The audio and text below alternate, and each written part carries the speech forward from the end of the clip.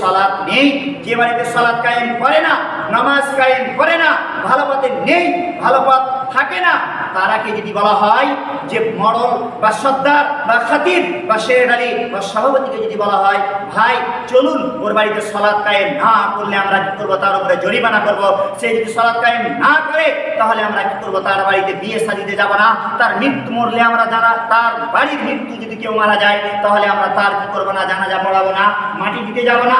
আর কি বলবো, সেই বাড়িতে যদি কোনো অসুস্থ হয়, কোনো দুঃখে পড়ে আমরা তার সাথ দিব না। এই উপদেশটা যদি গ্রহণ করা হয় নিশ্চয়ই ওই বাড়ির লোক অবশ্যই কি আসবে, ফিরে আসবে, কিন্তু আমরা সেদিকে ঘুরফেক দিই না, সেটা আমরা গুরুত্ব মনে করি না, সেই উপদেশকে আমরা কি করি না, গ্রহণ করি না। কিন্তু